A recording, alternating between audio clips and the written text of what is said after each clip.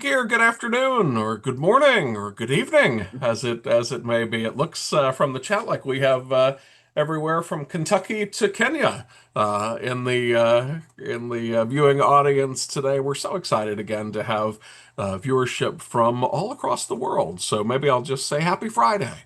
Wherever you are tuning in from, we are just thrilled to have you join us for another installment of the Saul Zaentz Charitable Foundation's Meeting the Moment webinar. My name is Dan Worry. I am wear many hats, but I'm very proud to serve as a strategic advisor to the foundation and as the host of these broadcasts. And today we're going to dig into the question of children and digital media, which is one that has been getting lots and lots of attention of late for good reason. And we are so lucky today to be joined by three of truly the smartest and most thoughtful people who are working in this question, this niche of the field. Chris Perry is the executive director of the Children and Screens Institute of Digital Media and Child Development. Amanda Lennart is a senior fellow at the Joan Gans Cooney Center at the Sesame Street Workshop, and Dr. Shell Griffith is an assistant professor at Florida International University, whose work has been very much focused on this. Just one quick housekeeping note as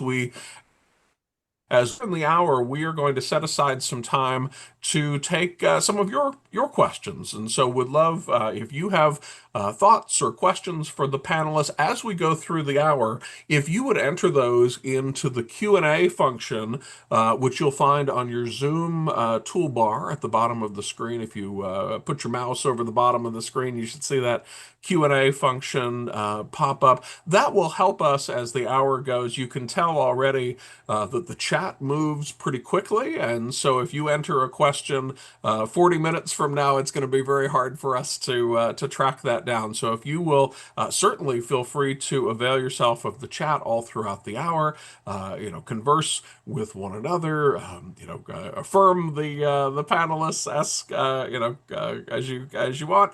But if you have a question specifically that you'd like me to pose later in the hour to the panel, if you can put that in the Q&A function, that'll help us to sort of differentiate the two of those things. And so why don't we kick into gear? We're going to try something a little bit different today. I mentioned that the name of this series, as we have created it, is Meeting the Moment. And typically at the beginning of the hour, I would make some introductory comments, sort of setting the context around this topic. But I thought today, who better to really help us frame the context than these three experts? So we'll get deeper into conversation as we go, but I thought maybe we could start the hour today, the panelists just kind of quickly popcorning around, giving each of you maybe just a minute or so to help us define what is the moment that we find ourselves in when it comes to children and screens and digital media. And Chris, maybe you'd be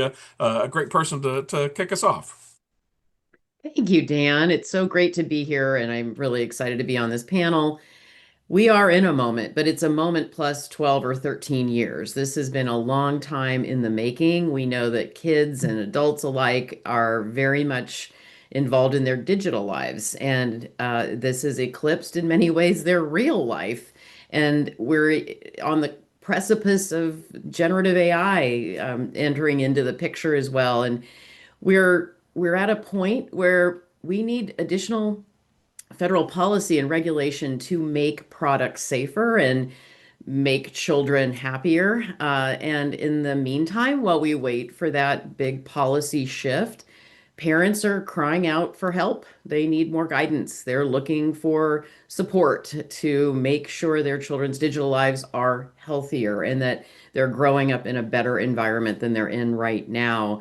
So we're really happy at Children and Screens to be able to offer some of those resources to help parents while we're in this moment, while we're looking for additional upstream support from lawmakers, because the system, the technology, and the companies are so big and so powerful and have produced such attractive products that we need some additional help for families to feel like they're in control. All right. Shale, why don't we turn to you? What would you add?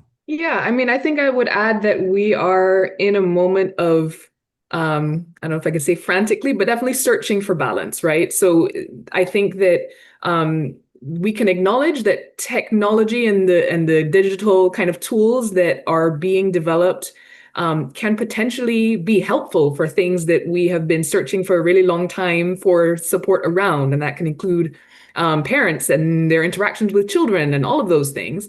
But at the same time, the pace of development has been so quick, and the pace of change has been so quick that researchers are struggling to keep up, parents and teachers are struggling to keep up.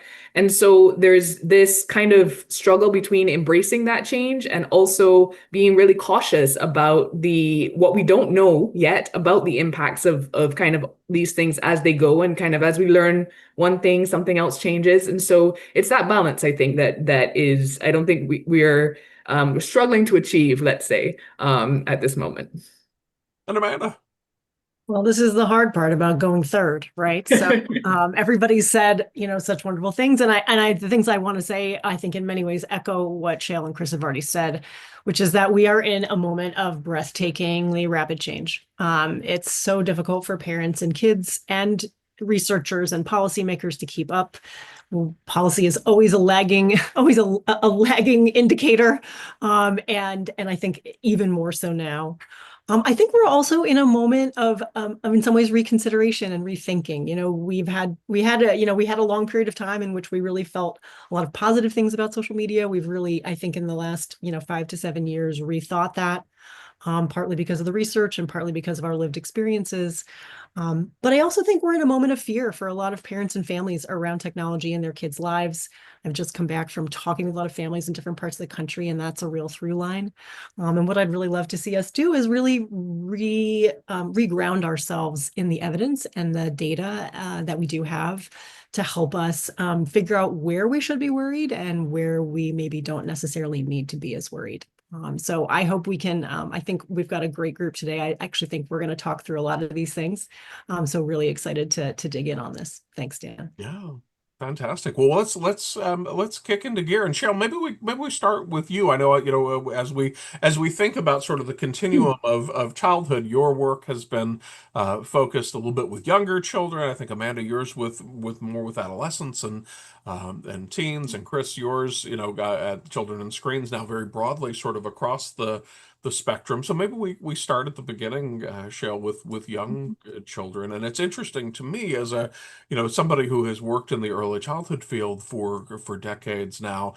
This question of children and screens has been a really contentious one for a long time. I think we have a probably pretty well-founded guidance about the need to limit screen time. I think there is a question in the minds of some whether young children need screens at all, right? That we existed as a species for a very long time before screens became a part of our life. So there is this interesting balance of sort of limiting screen time and having a lot of concern around that for young children. But then there is also, there are examples. I think Sesame Street is a wonderful example of something that now for decades, has been acknowledged as a really positive force within media that has helped children to learn. So we've got this interesting balance to strike between to screen or not to screen, and also Mhm. how to choose it really wisely. What in your estimation is sort of the state of the field and the best evidence at this point around maybe the perils, but also the benefits of digital media. Yeah, I think that that can all be summed up with "it depends," and that's a Mhm. really kind of short but complicated answer. In terms of what you were talking about with Sesame Street and that sort of thing, like I think we're learning more about the factors that it depends on as to whether media can help young children learn. So I'm talking in the early childhood space. There's a lot of development that happens between infancy and preschool age, right? And so when you're talking about shows like Sesame Street, which are geared more towards the older kids in that range, in the preschool range, there is a lot of evidence that high quality educational content at that age can help reinforce some of those basic or foundational skills that children need to learn before entering school. However, when children are infants, we also have now building evidence that they have a really hard time transferring knowledge from screens, or transferring kind of understanding from what's happening on a screen to real life. And so there are a lot of programs and content that are now directed towards infants, very young infants. And even though they seem on their face educational, we also know that children have a hard time with actually learning from those. And so they may be entertained, but may not be actually learning much. And so it depends on age, depends on quality of the content. Again, as I said, some, even for preschool children, educational content that seems educational. It has letters and numbers and things like that. The way that the content is approached, whether it's kind of fast and all over the place, or slow and kind of in depth and going over and over and over content, this matters for kind of what impact it will have. And it matters how children are using media as well, in terms of, are they using it with another adult? Are they using it only after they just had a tantrum and were handed the tablet because that calms them down? Are they using it before bed? Are they using it with other siblings? Are parents talking with kids about what they're learned? Is that kind of like sparking a conversation among the family later? Is it a way of connection with other family members? So there's just so many different factors that we're learning the impacts on children, that there's not one answer of good or bad, right? And so whenever we have that kind of dichotomy of like, is our screen's good, our screen's bad, it's always, it depends, and it's contextual. And yes to both in a sense, as well. That's great. And we'll unpack more throughout the hour, but I mean, you just raised a couple of different scenarios there. Do you have, is there guidance that you would provide to parents of young children in Mhm. particular around? I mean, I'm gonna I'll go on record as assuming that consuming interactively with your child is better than handing off an iPad as a method of de-escalating a tantrum, for example. What would you share with parents maybe that are in the audience today around their consumption and how to do that really wisely? Yeah, so I think that wisely is the correct word, right? Maybe deliberately is also a word that I would use, right? So really thinking about what is the purpose of media in the moment, media that is used to help spark conversations, or to kind of expose kind of older young children to things that they may not have seen before, an animal that they've never seen before, those kinds of things. Those can be kind of good deliberate uses of media. I think there is surely a place for recreation as well, but that should be limited so as not to displace the time that children need for sleeping, and they need for interacting, and they need for playing with others in kind of more live ways. Um, and in terms of kind of choosing that type of content, it can be very difficult. Seeking reviews, Common Sense Media is a common kind of resource that we point parents to, as a way of just kind of figuring out kind of what types of things are educational and what types of things are not educational. And then I think my kind of big take home point is to for parents to really pay attention not just to screen time, but what's happening around screen time, other than screen time, right? Because I think one of the concerns we have about overuse is what screen time, or the time kids are with screens, might be replacing or kind of getting in the way of. And so it might be more useful for a family to think about, what are the things that I want for my child, in terms of I want them to experience. I want them to have time to interact with us. I want them to have time to play. I want them to have time to read. I want them to have time to sleep, and then figure out how much time is left, in a sense, for that recreation that can be in there. And I think that can be a way of kind of helping families to think about what makes sense for them and their own individual needs, because those also vary family to family. Absolutely, Amanda. Let's talk about some of the very real issues with digital media and maybe slightly older children than infants and toddlers and preschoolers. We were talking a little bit in the green room before we went live. There was a fascinating article, Jonathan Haidt's book. The Anxious Generation has really garnered a lot of media attention around this topic recently. He published yesterday in the New York Times part of a Harris poll that they have conducted here, and one of the maybe not altogether surprising, but still sort of jarring findings in that story yesterday was the extent to which parents put social media platforms like TikTok or X sort of at the same level of concern for their children as they do things like guns and alcohol. A lot of parents expressing kind of a wish, probably not a realistic wish, but a wish nonetheless, that their children were growing up in a world without some of these social media platforms. So your work has obviously focused much more. I know you've spent even in recent weeks a lot of time talking with parents about this. What do we know about social media and its impact on maybe older adolescents?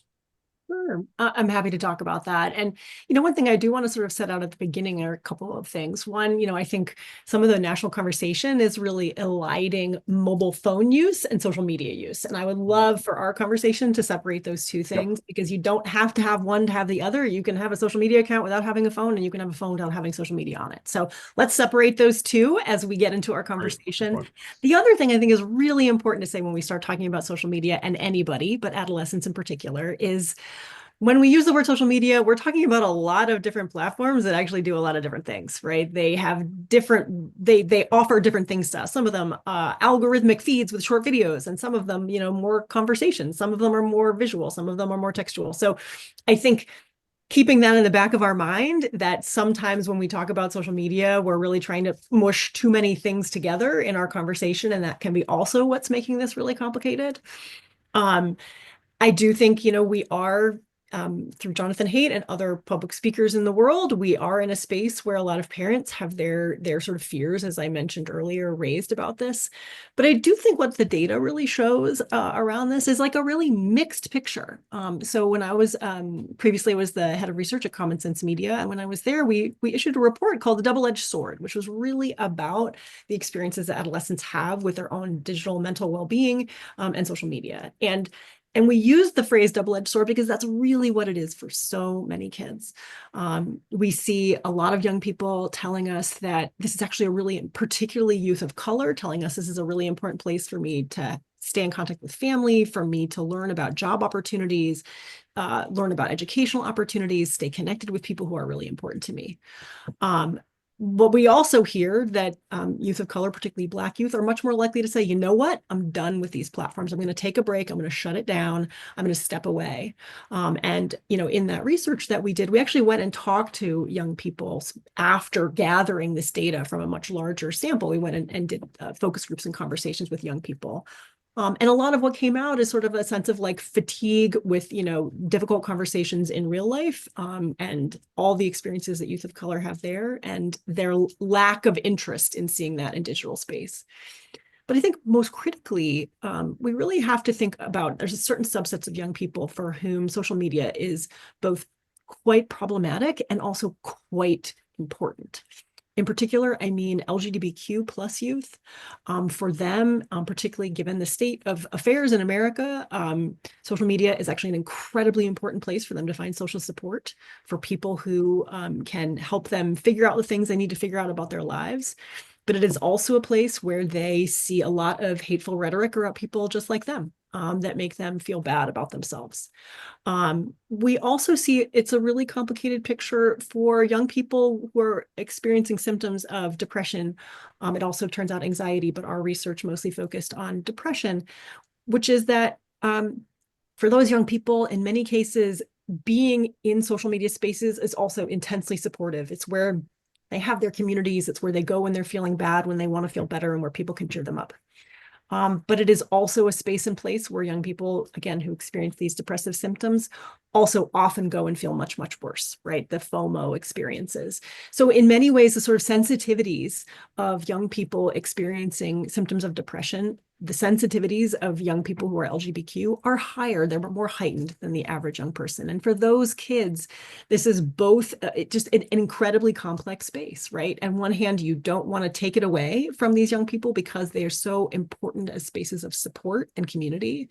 But on the other hand, they're also spaces and places which may not be benefiting their mental health.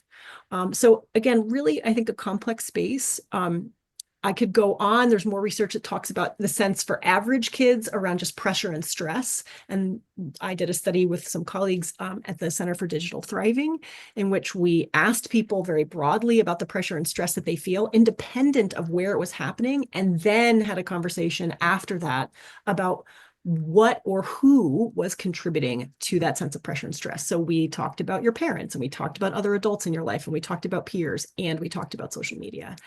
And we found that actually it's not always social media that's the problem. Sometimes it's other adults in your life who are putting a lot of pressure on you.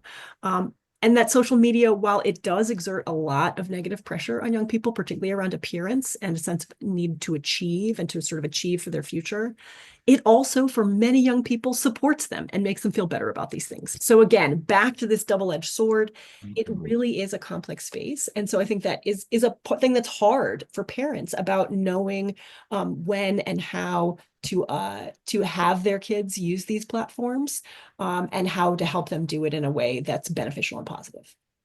Well, Chris, that's a perfect segue then to to your role at the Children and Screens Institute. I'm struck, that both Shale and Amanda have spotlighted the sort of it depends, right, and the double-edged sword, and that there really can be some good here, and that there are some very specific potential for harm here, especially if used the wrong way. And so, as a parent myself, I've experienced lots of these questions. I'm curious sort of how this tracks with the work that you're doing at the Children and Screens Institute, and where are parents to turn, and what are they to make of the real complexity here?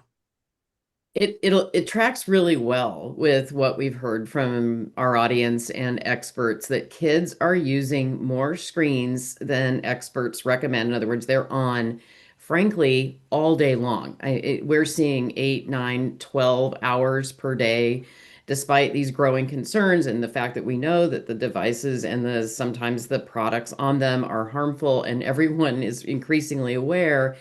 They're also very aware of the benefits. And so, as Shale mentioned, there is a need for balance, and it's really hard to achieve balance based on the design of the products themselves. So, as I mentioned earlier, I think there's an upstream solution that would be very helpful to everyone. But in the meantime, we're really digging into these conflicting perspectives that show us that, in various reports that show us that a majority of parents and youth are using screens too much. They know that, they feel that, they're frustrated by their desire, their need to use them all the time, and they know that they need to attempt to lessen their use. But we also know, and youth know, that these platforms carry distinct benefits. And, Amanda did a really nice job of talking about different groups of youth that have experienced great benefit from being online through these platforms. So the dichotomy that's been played out here really highlights what the research also says, that these impacts on kids are both good and bad. And what we really need in this moment is more guidance, so that families who are looking for ways to structure and guide their use and their child's use is evidence-based, research-based, and talks more about how to have the beneficial outcomes versus the detrimental outcomes, and how to limit harm, and how to expand the benefits.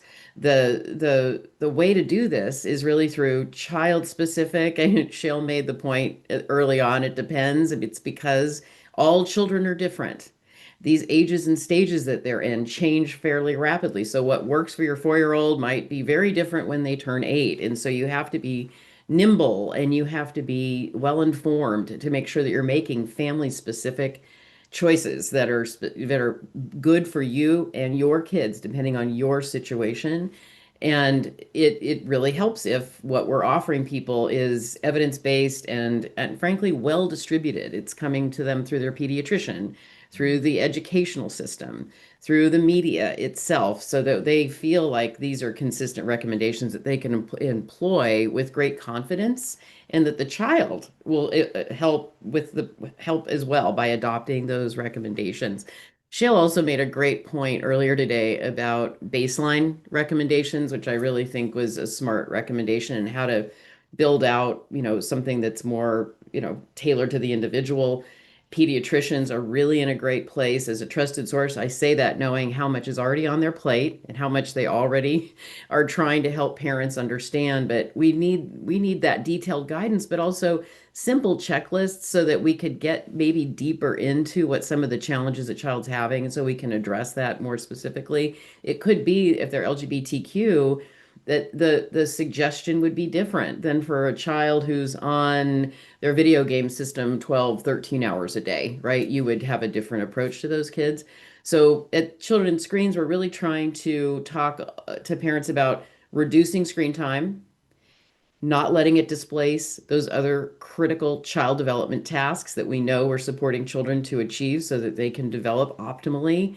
And simultaneously, we're trying to work at the policy level and with industry to make the product safer, to help them understand that some of the design features that are in place are making it really difficult for parents to navigate this landscape.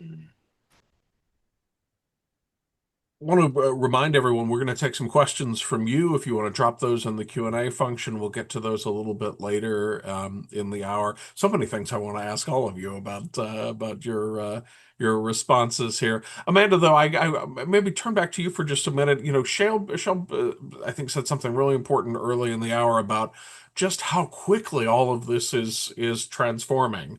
And we talked a little bit about social media, which has been such a hot button issue, and we'll continue to here throughout the hour. But I think the other place that I think we definitely want to make sure we address, on this topic of things transforming maybe faster than we can keep up with them, is the kind of the rise of artificial intelligence here. And what do we know, and how do you see this sort of growing push into AI reshaping childhood, as it were, either kind of for the better or for the worse? Yeah. I mean, we're definitely in that moment. Speaking of meeting the moment, AI is advancing rapidly. And I will even say, like, I have done data collections about this with parents and kids, and even those now at this point, like, I'm not sure like how much they speak to our current moment, right? So, those data collections suggested that about 70% of kids had some experience with generative AI. But I think what's really tricky right now, even for a lot of families, is, do we even know when we're using it, right? Did you realize that it was in Photoshop when you went to like fix the eyes on that picture, right? I think there's so many ways in which generative AI is now pushing its tentacles into educational tools, into the tools we use every day to make things and build things and write things.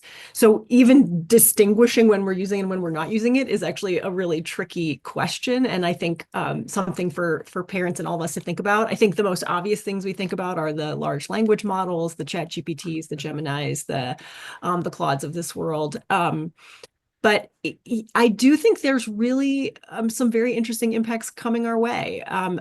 It is very early days, despite, I think, the hype cycle and a lot of the conversations we have about how this is super transformative, and it is. I think we still are in the moments where sometimes, again, people are just beginning to use it, are just beginning to see the impacts. I think we know that it's coming and it's being used increasingly in school settings, and that's a very tricky wicket. I think there's different approaches for different teachers and different school systems. We have heard from parents that they would love more communication about it. I get the sense that school systems are a little bit in a kind of a crouch position, trying to figure out what their policy should look like. I'm hopeful for the next school year we'll have a little bit more specificity and more school settings for parents and children. But it is a difficult question, right? What, particularly in the educational space, it goes back to this whole thing, I think, around balance too. What are we losing when we use generative AI in a school setting, right? In an educational setting? What is it disrupting and what is it enhancing, right? I think there's lots of evidence that it can enhance creativity. It can bring a greater sense of excitement and sort of tangibility. If you can chat with a chatbot that sounds like George Washington, have you just, had a more hands-on experience or tangible experience with history? At the same time, what does it mean if suddenly you don't have to learn how to write a 5-paragraph essay? And in fact, you can just, with the push of a button, get a chatbot to write it for you. So I think both how it gets used in the classroom and can it be used in creative ways and where the lines are. There's a lot of hunger and thirst from families and kids about what's the right way to use this and what's not the right way to use it. I think, again, that's still evolving.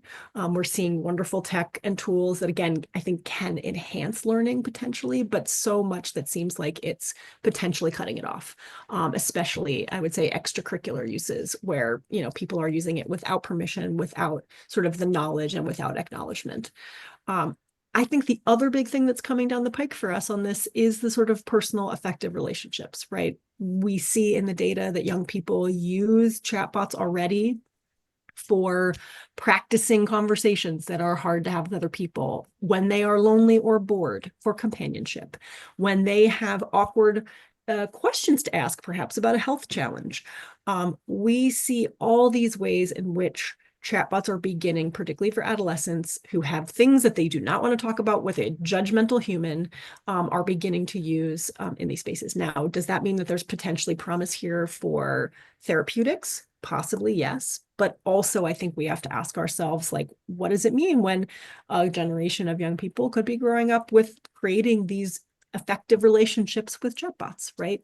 We call them parasocial relationships, where you believe that you have a relationship with somebody who doesn't think they have a relationship with you because they probably don't know you exist, right? So usually that's with celebrities, but I think it also applies here to chatbots. So what are the implications here for our future development of kids as people and as humans and in creating relationships? And I think we have no sense right now of what's going on, but I think that is where the research should head and hopefully is heading when we start thinking about AI and generative AI. Ooh, so much to Lot to talk about, yeah. think through. Shale, I want to turn back to you. Kara made a really interesting comment in the chat that I think is an important one from the early childhood perspective as well for us to think about. We spent a lot of time as a field talking about limitations on children's use of this technology, but we also have some, a growing body of evidence around, how actively parents are using it. It may, Amanda, you feel free to disagree. It may, that, I certainly it's setting a sort of a role model example for older kids, but maybe especially important, Shale, for very young children in terms of, what we know about the importance of those up close, engaged, face-to-face human interactions between infants and their primary caregivers. Um, so wanted to give you a chance to talk a little bit about adults' use of screen time during early childhood, and then maybe for both adults and for children. I think there is this sense that right now, even if people sort of know theoretically what to do, that they may find it hard to change their behaviors, that this is becoming so ingrained as kind of part of daily life. So I give you a chance to weigh in on both of those things, sort of adult screen time and its impact on child development, and also how do we change these behaviors that can be in a lot of cases maybe very hard to adapt. Yeah, absolutely. And so in terms of parent screen time or adult screen time, we definitely know more and more now as research is coming out that when parents are kind of absorbed, let's say, in screen use, during the time that they are around children, their responsiveness and the quality of their interactions with children will tend to decrease. And this is somewhat intuitive. If you've ever kind of been in a situation where you've been talking and then your phone kind of pings, it's even if you don't stop talking, there's like a moment of just like your brain kind of goes that way and then comes back. And it's these like micro disruptions that may be causing on a cumulative level a kind of a disruption in the quality, the depth of interaction, and what parents are noticing and what they're able to react to when we're talking about the early childhood space. This also likely applies throughout kind of childhood and when we're talking about family interactions altogether. But I'll talk about, for early childhood, it's not only that parents are potentially modeling screen media habits, like when you're using media in the kind of family routine, but it is also this concern about impacts on interactions that just has to do with where your attention is. We were talking about, just kind of mentioned the kind of design elements, being very, very good at drawing children's attention. They're also very, very good at drawing adults' attention. And that makes it hard to disengage in a kind of flexible way that you would if you were perhaps doing a different activity. So that's definitely a thing for parents to keep in mind, and that it is also very, very difficult to fight against that while you have the device in the area. And so, for instance, when I work with parents who are parents of children who have externalizing behavior, and we're doing therapy, like parent-child interaction therapies, the recommendation is always, when we're practicing doing these interactions, we're practicing kind of interacting around books, around toys, that devices everywhere are off and away, because even just a message that you don't answer can disrupt just your train of thought. And so the term that is used is called technoference, just that the technology is interfering with interactions. Your second question was about what people can do, right, when they're struggling with this. I think the first thing is baby steps. I think it can be very overwhelming to think, well, I have to eliminate all screen time, and I have to never use my phone around my child, and I have to make sure that all of the things that my child are watching are very high quality things only, and I have to do all of these things right now, or that's it, right? Like, I've failed. I think that's a very difficult kind of way to start. And so baby steps, one thing at a time, kind of tiny change, any change is good change, right? So deliberately thinking about what are the things that are either most bothering me or most concerning me or seem most problematic with the way that the screens are being used by myself and my children in my house. And then maybe pick one to start with. Is it that I really feel like the devices are just on and around, and so when my kid is supposed to be in bed, they're up on their screens, and I don't know how long they're sleeping versus how long they're doing other things? Let's see if we can solve that problem. Let's maybe change that part of the routine to put devices away at night and see if we can maintain that, right? And then maybe adjust something else. Changing routines, kind of changing your environment in small ways can help with these changes. So if you are noticing that on a Saturday morning, just everybody just ends up on screens all day long, and that doesn't feel good to you, that you feel like there should be something else, try making it a routine that at 9 a.m. you go out and you do something together, even if it's just for an hour. That helps break the kind of routine that you had before, right? To make those changes. But that's the number one thing I would say is any change is good change. So try in terms of small steps. So it can be easy to get overwhelmed, but try to take it one step at a time and go for healthier rather than healthy, right? A question I want to throw out maybe to all of you. Chris, you sort of raised this question of the role of the industry in helping to create healthier, if such a thing as healthy tech exists. How are you at Children and Screens working with leaders within the industry to raise these issues, and what maybe do you see as their responsibility in stepping in creating healthier environments for kids. And maybe we can all weigh in a little bit on that. But Chris, maybe we'll start with you since you had raised the point. Yeah, well, thanks for that question, and I want to underscore everything Shil and Amanda are saying about how hard it is to to have healthy digital parenting practices because the tech platforms are designed to maximize our engagement through machine learning. This has been described in great detail already, and kids are so vulnerable to that design choice because their frontal lobes are not fully developed. In other words, they don't have even they haven't grown up enough to be able to manage themselves in relationship to those products and those devices, and industry knows that. And adolescent psychology in particular, right? They're so vulnerable at that developmental stage, and there's just a huge mismatch between how quickly they're developing emotionally and their frontal lobe development at the same time that they're engaging with these rapidly developing products that are literally designed to reward them with dopamine, and other kinds of like physical rewards for staying online. So we've already heard a few things. I just want to underscore a few of them. This co-viewing idea is so helpful because then parents can sit beside their child and understand better what it is that's bringing them in and what keeping them there.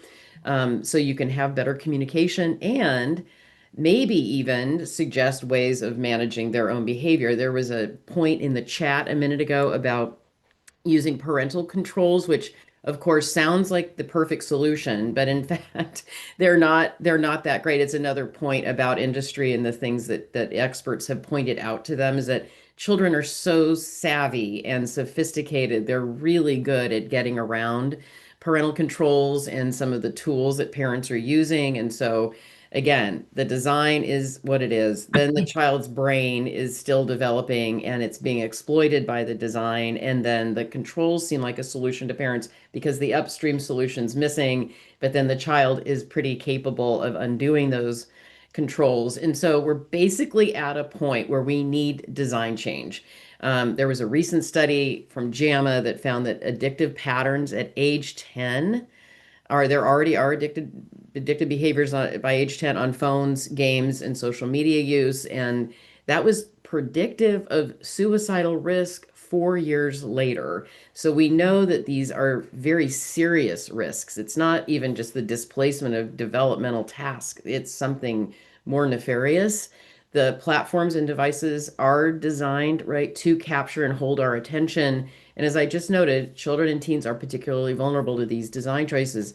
And the industry is making very slow, they're making very slow changes. But I want to point out that last year, we wrote a report that highlighted some changes that are underway based on the UK's age appropriate design code, where the companies were given broad guidance to make their products safer. And we were able to identify more than 100 changes that they made that spanned these critical areas for safety and well-being. And those tend to be around privacy and security, as well as time management, the way children are marketed to, and other risks that need to be mitigated because youth are so vulnerable. So to wrap it up, I think industry knows what they need to do. They're already employing some of these changes based on the other countries' policy changes. And they know the research just as well as all of us on the panel do about what it's doing to children and how high their risk is for anxiety, depression, and suicide if they're on the devices too long.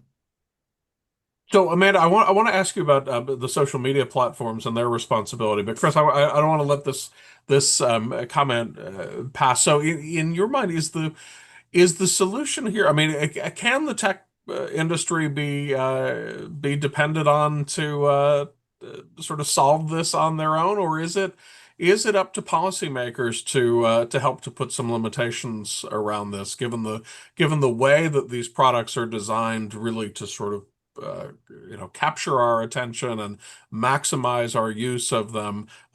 Is this a policy question more than an industry question? It's absolutely a policy question. No, they cannot be trusted. And I want to be really clear as somebody who is deeply concerned about children, their well-being, and their optimal development.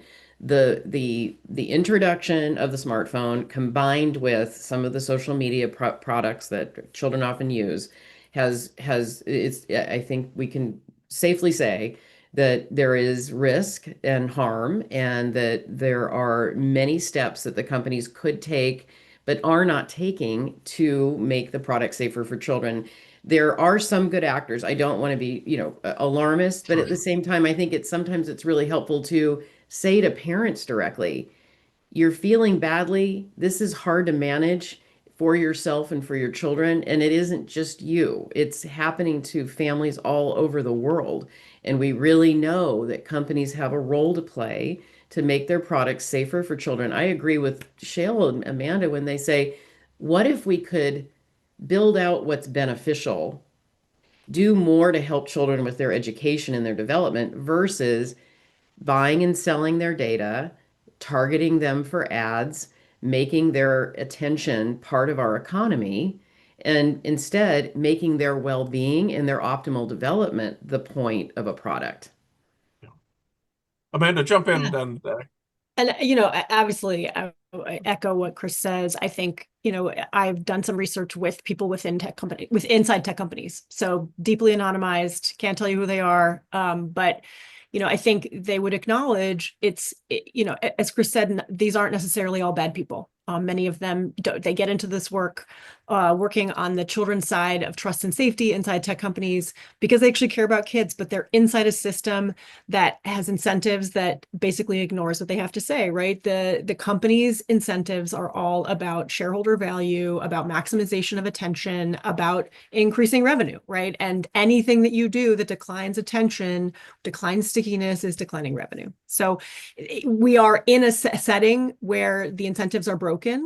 And the companies themselves, in some ways, like probably legally can't, right? I mean, they would be sued by their shareholders. So I think we need regulation to come in here and help companies do the right thing, right? And the other thing I want to say though is that there are other tools besides just regulation in our toolbox.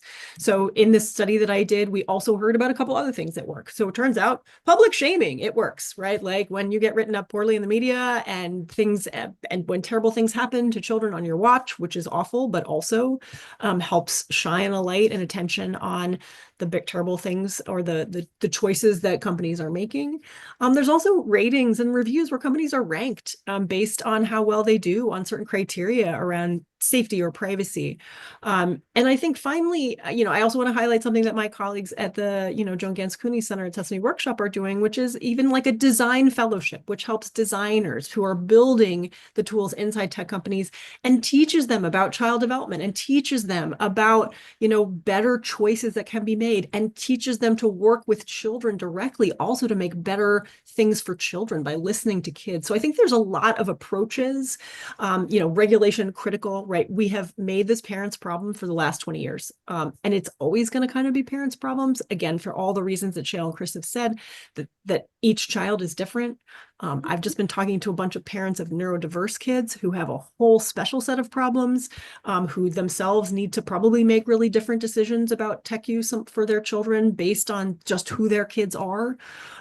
So I think parents are always going to have to be involved, but we have got to make this a broader social imperative, right? It has to become something that all of us pay attention to because it's too much of a burden. Parents are exhausted. They're done. Stop making it their problem, and let's bring in other people, other entities to help families deal with this stuff in their lives, right? And make better choices for themselves and their kids.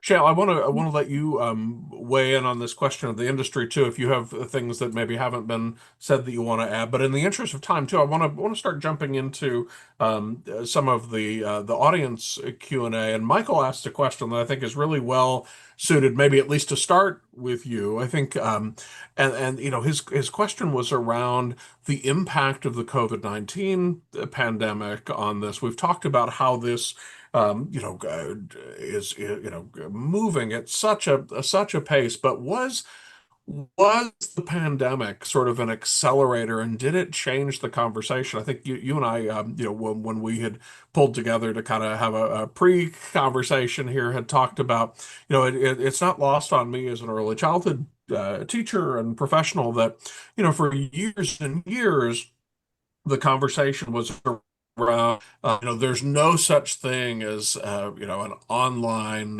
preschool program, for example. And then, lo and behold, the pandemic hit, and millions of children had a preschool experience that basically ended up being um, online. And so I'm curious to know your thoughts as to how did COVID, influence and maybe accelerate this conversation? And what are we seeing about, has it changed the conversation as it relates to young children in particular? Yeah, I mean, definitely as it relates to young children. I think the kind of necessity at the time of kind of leveraging as many digital tools as we had to try to maintain some kind of educational simulation for children meant that there were a lot of these tools that were being adopted extremely, extremely quickly and developed also extremely quickly, with even less research and understanding about what that was doing than before, right? And part of that was out of, as I said, the necessity of the time. But then I think the issue is that as time has passed and we've kind of gotten out of that period, like everybody's used to using those tools anyways, right? And this is especially in schools, like in early childhood settings. I feel like that was probably an accelerator for the adoption of a lot of kind of interactive technology platforms that are educational and kind of other media within the preschool and early childhood education space. As well as at home when there was just a lot of time all of a sudden where parents and children were stuck together when parents were trying to work sometimes and other things like that. So I think that it was a change that was maybe supposed to be temporary, but very hard to change back after the fact. And so yes, I think it was kind of like a watershed change moment as well in how we use technology and what we use it for.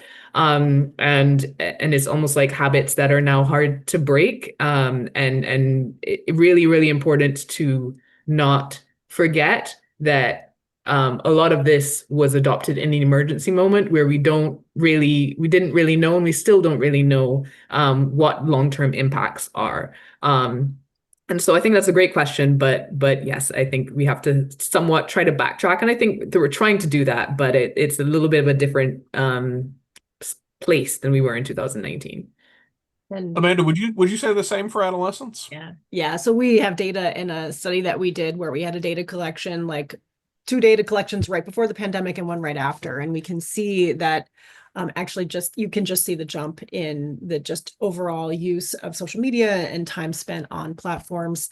Interestingly, in that study, you can see sort of mental health. It's a study that looked at mental health more specifically, and you can see that mental health actually spiked into the negative and got a lot worse for young people and adolescents during the pandemic, and actually has kind of come back down. It's still pretty bad, but it is not as bad as it was during the pandemic. But we can see, so we actually mapped the two against each other, but you can see that like social media just keeps on going on its same, it just went up and it never went back down, whereas the mental health has actually recovered a little bit for young people. Again, not to say that it is in any way, shape, or form good right now for a lot of young people, but it is better than the dire straits young people were in during the pandemic. Chris, anything you want to add on COVID? I agree with everything Amanda and Shayla said about the way it was an accelerant to increased use, but also that it's been sustained increased use. And now we're seeing, I think, longer term effects, and we're still really need to keep studying what these long term use patterns will reveal. I want to. There are at least two questions in the audience Q&A about, Chris. We were talking about the question of whether this is a problem for policymakers to solve rather than the industry. One of the trends that we are seeing play out here is increasingly that states are looking at banning the use of cell phones in schools. Is that something that the Children and Screens has sort of looked at or is tracking from a policy perspective? Absolutely. You're right. This has become a fairly popular policy solution to many of the problems we're describing here about the number of hours per day children are on and how it's displacing the critical activities that they used to be engaged in more. We are looking at studies from around the world. Other countries have done these bans, and there are some promising indicators that it does help with learning and in-school engagement. Part of being at school also is developing friendships and having in-person relationships. So we've heard from or seen in these other studies that it helps with both learning, socialization, mental health, and overall well-being.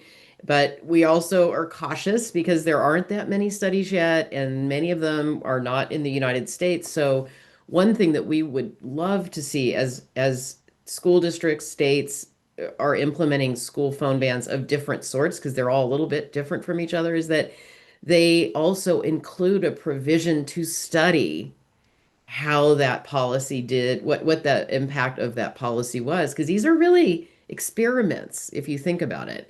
It's like we have a problem, here's a solution, and then you have to ask, did the solution we thought would work, and or should it be modified in some way? School is such a big part of every kid's day that I think it would behoove us very much, and industry, for us all to see what the impact of those bans is. And just to jump in here, I think it's as with all these things, it's a complicated set of questions. In some of the families I just talked about how scared they are of having their kids in school without being able to reach them. So I think bans uh, have to kind of acknowledge that. And I am personally think that ones that acknowledge and allow non-smartphones and other devices that can be allowed to children to make calls, but maybe don't have all of the distractive elements of a fully loaded smartphone.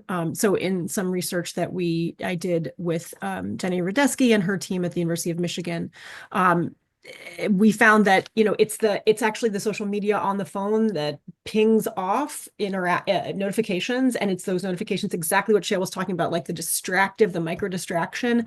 That's a part of what the problem is. And so you in some ways do need to stop other people in your network from creating notifications to distract you during the school day. So in some ways that does speak to really locking phones down, but you do have this other element of fear and that I think we also need to acknowledge. Otherwise, parents are just going to work around you, or kids are going to work around you. So in many of the places where they've tried pouches or other things, the kids like pick the seams out of the pouch or get the magnet so they can open it up during the day. Like, you're also creating like a wonderful thing for like very creative and clever children to work around. And so I do think the more you can bring buy-in, offer alternate options that let people still feel safe, but reduce the distraction in the classroom, I think will really move us towards something that's, I think, a good middle ground. And one final point, industry could actually do something to protect children during the school day as well. I mean, the fact that it's so downstream that we're talking about pouches and magnets Yeah.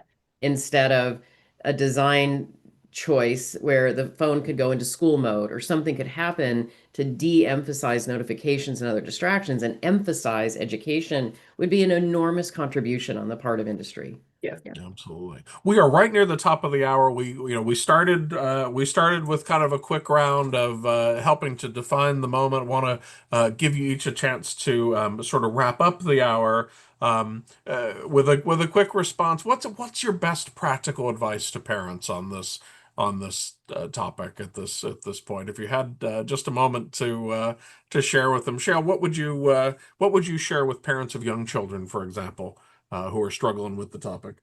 I think that back to what I had said about one step at a time, right? I think that my emphasis is always I'm working with parents with the understanding that there's a lot going on around parents, as we were talking about, that is not their fault or in their control all of the time. And so in struggling with all of these different devices and all of these different platforms and everything, I think that just thinking through priorities that you can control and taking that one step at a time, I think is my best advice in very, very brief form.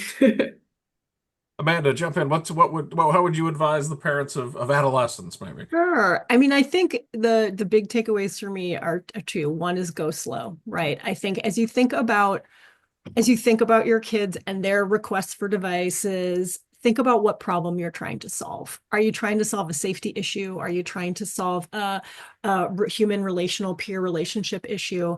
And let that help you decide like what's the least best response to that. Like, do you need to get a phone? Could you get a feature phone? Could you get a smartwatch? Is there another way? Could you FaceTime on a tablet? Like, what are the things that you could do that solve the problem that you have at that moment, but maybe don't open up a giant box of access to your child? And then the other thing I would say is you can walk it back. Like, if you've already made the decision to do this for your kids and to give them a thing, you can take it away. It's not easy. I'm not pretending it's easy. It's super hard. I have children. I have lots of children, in fact, and it is very hard to do this, but you can. And it is part of what is also in our parenting toolbox. If it's not working, you can stop, pause, and you can try again. Well said. Chris, I'll give you the final word. What's your advice to parents? Really be open to learning. Learn about your child's interests and their use. Learn about what the science can tell us about their development and how it intersects with development. Learn from experiences. If something happens and you wish it had gone differently, how can you and your child learn together from that experience? Like Amanda said, you can walk it back. That's what you do after you learn. And most of all, just be patient with yourself and with them. This is a learning process. We're all learning what this means and how to do it better. Well, what a powerful hour! I will tell you one of the other questions that has popped up in the Q&A and a couple times in the chat because I think people so appreciated all of the great thoughts that you all shared was whether this session was being recorded, whether they could come back and revisit it. Know that all of these sessions will be posted on the Saul Zaentz Foundation's YouTube page here within relatively shorter, probably within the next couple days. You'll be able to find this and replay it and share it to your heart's content. Want to thank again Chris Perry, who is the executive director of the Children and Screens Institute of Digital Media and Child Development, Amanda Leonard, a senior fellow at the Joan Gans Cooney Center at Sesame Workshop, and Dr. Shale Griffith, who is an assistant professor at Florida International University. What a treat to have this conversation. I don't know. I feel like there's so much more to be said that we could continue this, but definitely unpack some really important topics today. So, panelists, thank you for taking time out of your busy schedules to join us. All of you in the viewing audience, thank you. We know how precious your time is, and it means a lot to us that you took an hour out of your day to participate in this conversation. We will be back in July. Stay tuned for details on the next edition of Meeting the Moment, and have a wonderful weekend, everyone. Thanks so much.